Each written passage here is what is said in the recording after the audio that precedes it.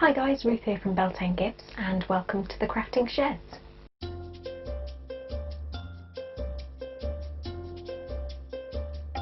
Now in one of the previous, several of the previous videos I showed you how to make some different needle felted shapes, and I did mention at the time that I wanted to show you things that you could do with those shapes, so I thought it's about time that I did that.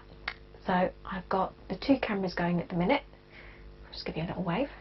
Now I've got the different shapes that I've made. I've got some balls, always a great shape to learn how to make, perfect foundation for lots of your other projects. And I've turned some of these into some hearts, so pop that there, and also a cube. Now I'm just showing you these ones because these are really handy shapes to use to make decorations, gift tags, different things like that with. So what I'm going to do is show you how to change these or just add things to them, just so that you've got something nice that you can give to people or hang on a tree or on your door, add to all sorts of different things. So first off, I've got my cube here, and what we're going to do is just simply wrap it as you would do a parcel, and we're going to make this just look like a little gift, and then I'll just show you how to sew on a little hanger for it so that you can put this on the Christmas tree. Now you wouldn't have to use these colours if you didn't want to, these are just colours that I had handy, so I've just got a nice white ribbon to go on the yellow cube. So just going to do a little bow. Now with the bow I'm just going to tie it just simply as I would shoelaces or something like that. If you wanted to, you can always sew on a little bow onto your little cube here. I'm just doing it this way because this is nice and simple. I'm just going to pop this under here. Now I'm just putting one of the ends underneath where I've wrapped over here, and the reason I'm doing this is because when you tie it, it's going to keep everything in place and it's not going to slip. So got that there, make some little bunny ears and pull. Now if you wanted to, you can use needle and thread and just sew into this little bit here, just to secure it, make sure it doesn't go anywhere. And you can also, with the ends here with ribbon, you'll find because it's woven, it will come undone if you're not careful. Now if you've got a lighter and it's a synthetic fibre, you can actually melt that just by using the lighter just close to the edges, not actually on the ribbon but close to it, and what you'll find is that the synthetic fibres will melt and bead up, and that will stop the ribbon in the future from coming apart. But I'm just going to cut with my scissors in just a V shape, so I've just folded the ribbon in half. There we go, and when you just open it up again, just gives you that little point, which is quite pretty. So I'm just going to even up these bows. And with the lighter, it doesn't work if it's a natural fibre, because like with hair, cotton or wool, if you burn it, it just smells really horrible. It doesn't actually melt. So yeah, it wouldn't work with natural fibres. So I'm just going to work out about how long that is. Fold this in half again and just cut. And just be careful when you're cutting, you don't want to cut off any fingers. There we go, so that gives you your ends, and you can just use that, just make it look pretty. Do what you need to do. Let's get rid of those bits there. Oops. So we've got a little parcel here. Now what we want is something so we can hang it from a tree. So I've already got some needles and threads here with some different threads. I've got one here which is a metallic thread, because why not? And then I've got one here which is a cord, which is quite nice if you're going to be doing it as a decoration, just quite a fancy cord just to hang it from the tree with. This is, what's this, 1.6 mil, so I'm using quite a thick needle. Now you might find with your felted items that if you felted them really well and they're very solid, you can't get through a large needle, in which case just use a finer needle and a thinner cord. For this one I'm going to give it a go with this. And I think, because we want it to dangle from the tree, I'm going to want it to dangle at kind of an angle, dangle at an angle. So I'm going to go through, let's go through the top corner here. I'm just going to sew right through the cube there, and just move out the way from it. I'm just going to go right through here and come out through the bottom corner.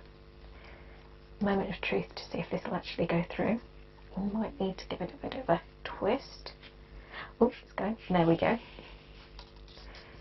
So you might need to just give your cube a bit of a squeeze just to get it back into shape. Now what I'm going to do is go back up, not through exactly the same hole, because we want something for the cord to latch onto. So I'm just going to go slightly to the side, just a couple of mil, and then I'm going to go back up, and I want to come out as close to that as I can. There we go. And then it's going to be, again, a case of pulling. Now you can pull this quite tight if you wanted to, and also if you wanted to, if you've still got some of the same thread that you've, same wool fibre that you've used to felt this, what you can do is just create a little patch that just goes over the top here and hides where your cords come through. You don't have to if you don't want to. I'm just going to leave this here because you're not going to see it when it's dangling, but if you really wanted to hide it, you can do. So I'm just going to pull that other end out. Now you could, if you wanted to, sew through and try and hide your ends actually inside the thing you've felted, but I found with this it can get a bit messy. This is the easiest, quickest way to do it. So what we've got is we've got our threads here. I'm just going to pull down on this a little bit because I've got quite a lot here from where I added. So if you want to reduce it down, instead of pulling here on the end that's attached to the needle, if you do that, what will happen is your cube or whatever you're sewing through will just squish up together, and it'll change the shape. We don't want to do that, so just where it comes through at the base here, so always best to do this if you're going to cover up the thread later, best to do it before you cover up, and just pull it down until you've got about the length you want. So I think that's going to do there, and then just pull the end with the needle on. And then with our scissors, which I remembered this time, we're going to cut nice and close so you've got threads the same length there. And then what we're going to do is just a nice simple knot.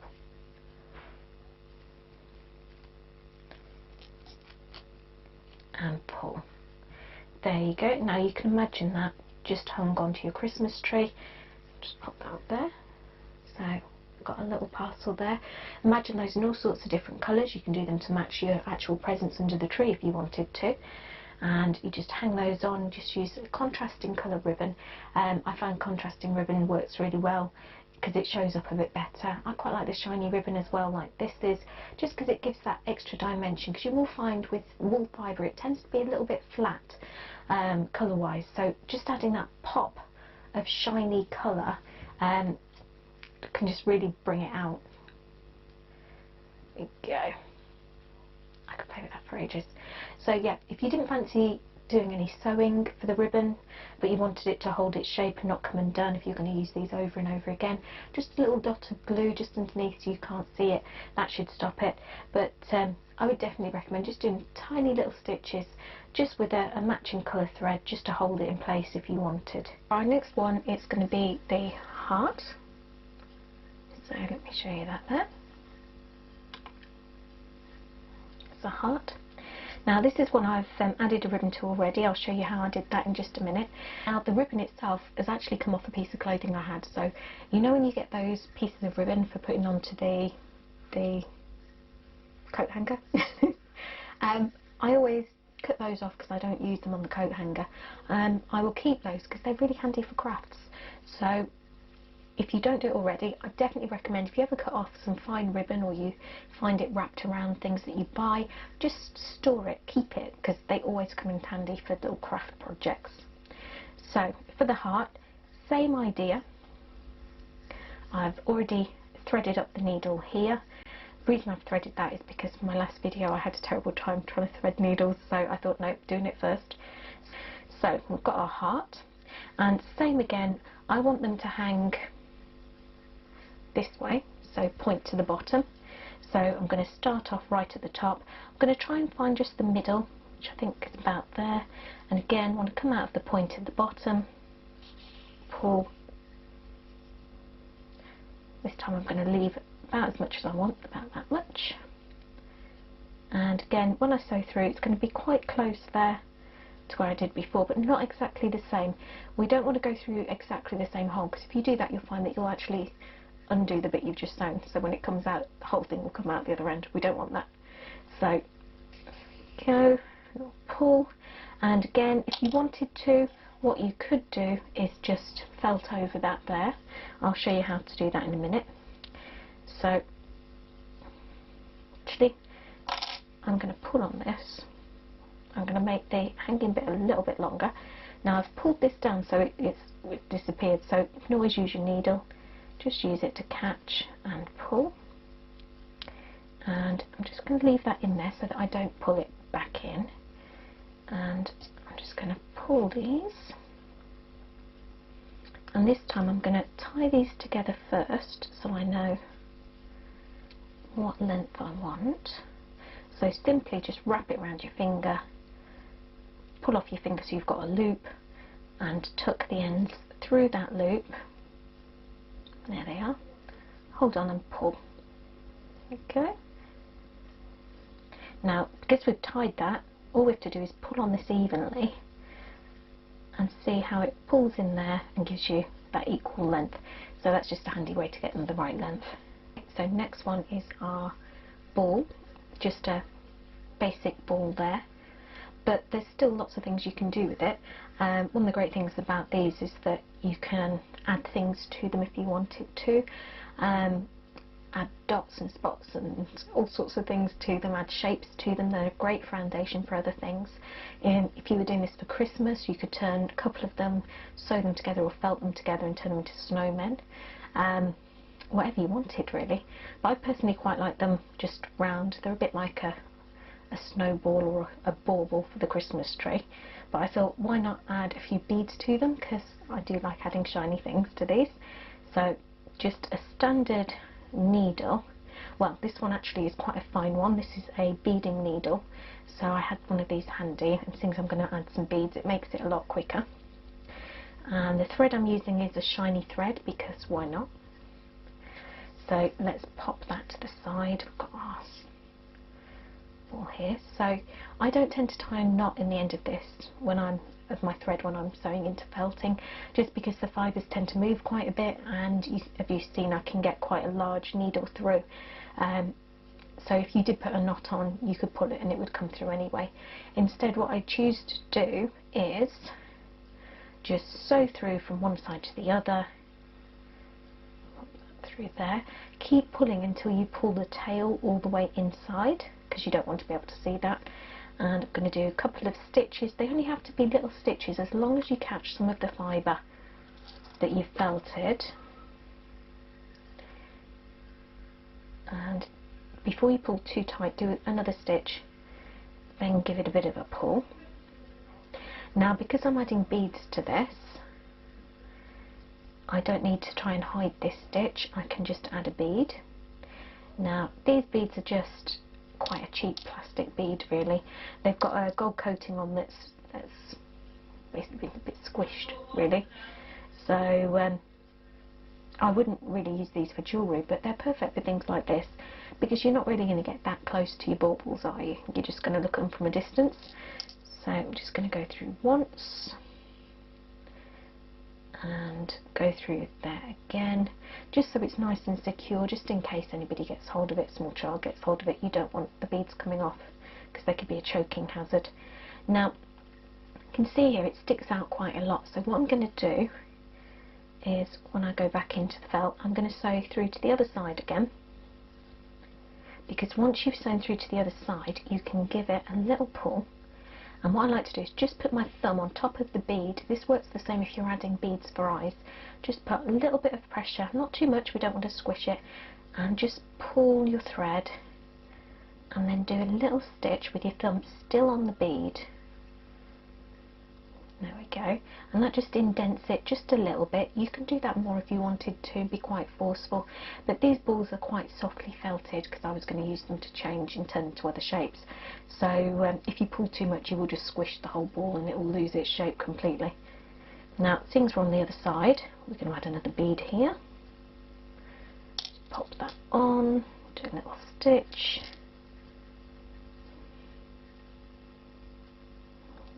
Go through it again, pull it tight. Now if I was to go straight through again, I'd end up where the other bead is, so we're going to go off at an angle this time. So back in, we're going to go up here, but don't worry because you've still got something to pull against, so I'm just going to put my thumb on it, just give it a little bit of pressure, do a little stitch. If you felt it and it's quite loose like this is, you might need to just give a little bit of an extra pull and make sure you get just a few extra fibres. So don't worry if you have to make your stitch a little bit bigger. You'll find that if it is loosely felted, bigger stitches still end up making quite small marks here. See, because when you pull them they go together. So go. Now one of the tricks to getting these placed in a pleasing way is using triangles. Same if you're taking photographs or if you're doing sort of art and adding things onto shapes. It's always things onto shapes. If you're doing some felting and doing a picture or something along those lines and you wanted to add things, triangles are very pleasing to the eye, especially if you're adding beads and things. So I'm going to be doing a triangle here.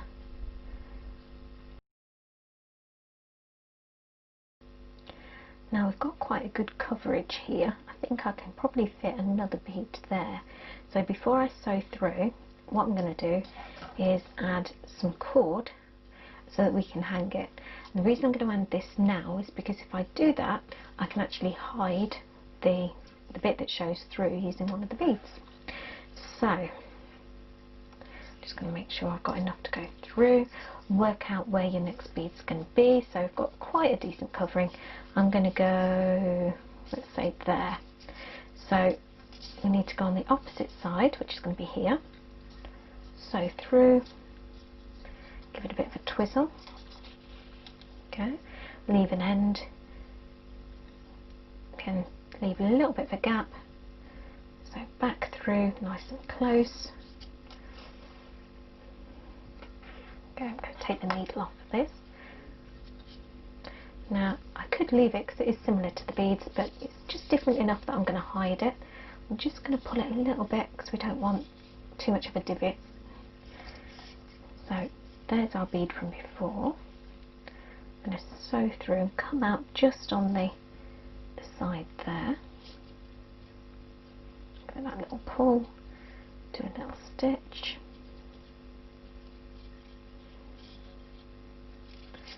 Pop our last bead on.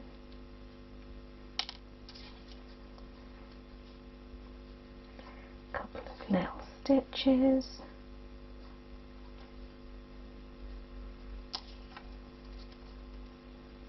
Just leave that pull.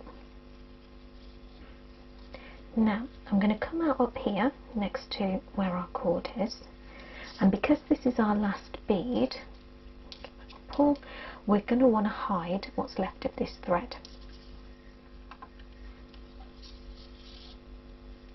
So I'm just going to do a little stitch here, only a little one, doesn't have to be too big, just to make sure that bead stays where it needs to. I'm going to do another one just over the top of it to make sure it's nice and secure.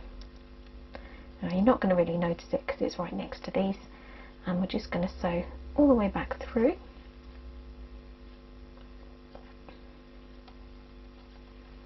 And then with our scissors, I'm going to give it just a little tug, because what we want to do is just push the wool fibre back just a little bit. So if you see that, I'm just going to push against it, pull against, and then just snip. And what that does is the thread's been pulled and the wool has been pushed back, but once you've snipped, the wool bounces back and you can't see your end then. Now you can give your beads just a little tug if you need to, just so they stick out enough, and you can squeeze your felted ball just a bit, just to make it a bit more spherical. You can felt over it still if you wanted to, you don't have to, but you can. So there's our bit there. We're going to tie our little knots again, so wrap around your finger, tuck the ends through the loop and just pull. Go. Then we're just going to trim off the ends so that they're even, and there you go. There's your little decoration, and again this can go on the Christmas tree, or you can attach it to a present, just like a little gift tag if you wanted. If you wanted to as well, you can add beads onto the thread. You can do whatever you like with them really. So same techniques I've used, you can just adapt it to however you want, using whatever colours and whatever beads you wanted to do, and create something really special. So I'm going to show you how to hide those little holes as well. I'm just going to have to get up because I haven't got my felting supplies with me. Okay, this may take a minute.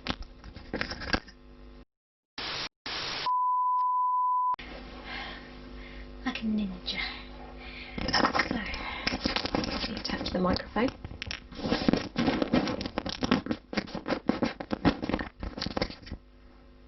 Yes. Okay, so I found some fibre that kind of matches. Got myself a needle. I've just bought the medium needle. So medium needle, I'm just going to turn that round and pop the handle on. There we go. And of course some finger protectors, because I can't keep telling you guys to wear them if I'm not going to wear them myself. I've got 2 finger ones rather than a thumb and finger one, but we'll make do. So we have got our little bit of gold showing there. So we're going to need our yellow fibre for this. Pop this off again for a minute. And what we're going to do is we're going to make a patch. Now, I don't know what everybody else calls them. I call them patches. It's just a little piece of fibre. So I've got my bit of wool fibre here, which is the same stuff. It's the Corridale, which has been dyed. Now I'm just grabbing the ends and I'm just pulling, because what I want is the natural length of the wool fibre. So keep pulling.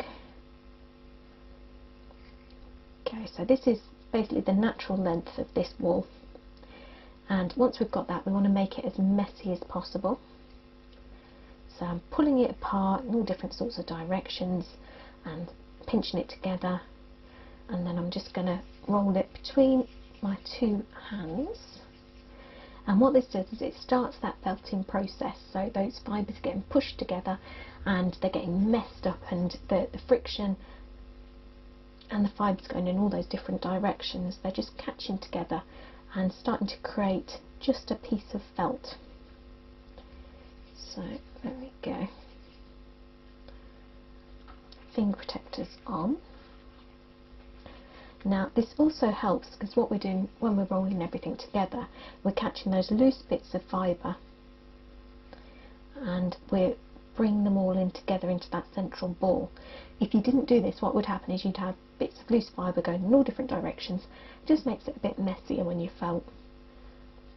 So that's the bit we want to hide. What you do is you lay your fibre over the bit you want to hide and you hold it in place. This is going to be tricky. And what we do, with your felting needle, carefully, because I don't want to stab my hand, you stab round the outside first. Now the reason I'm doing this rather than putting the fibre straight over where I want to hide and just stabbing in is because if you do that, where you stab, all your fibres get sucked into that central bit. So where you stab, the fibres are getting, you can see it here, they're getting sucked in. See how they're getting pulled? Now if you did that just in the one spot, you would end up with just a big spot full of fibre. We want to spread it out and make it quite even, so that when you next see it, it covers the whole area, and that just makes it easier for you to hide where you've patched. Now I'm not doing deep stabs, I'm just doing these little stabs, and you can see I keep stopping. The reason I keep stopping is because the cord is just under there, so the needle keeps catching the cord. So take it slow, just do little shallow stabs, because we're not changing the shape of the whole thing, we're just covering over the top. The deeper you stab, the more you change the whole shape, and that's not what we're trying to do at the moment. Now because this is a cube and we're on the corner, we're working on 3 different squares. So when you stab straight down and right up to the edge for each square. You see what I'm doing? And this is how you keep that cube shape. If I was just to stab from this angle here and straight down, what would happen is this corner would be slowly flattened down. We don't want that, we want to keep this cube. So change your angle again, that's the second square. So little stabs right up to the end, stabbing straight down on each of the faces of the cube. Okay, we're going to turn it over again. Now you can see that there is a slight colour difference in the fibre, but this is just for show, so don't worry. If you were doing it yourself, you'd still have your fibre that you'd used with you, hopefully, so you'd be able to match up that way. Now I'm just going to keep going over and going right up to these edges. You'll find it's the edges that it shows at most when you're doing this, if you get it wrong. So just spend that little bit of extra time just bringing those fibres in and flattening them down. Now if you find that the corner's sticking out a bit too much, then you can stab at an angle here and see how that tucks these fibres in, and just go back over the faces again. Now you'll find with felting in general, if you stab in fibre in one area, you're going to end up with bulky bits in other places. You're not expecting them, but it happens. So what you have to do is keep going over and over and tucking things in just until it looks right.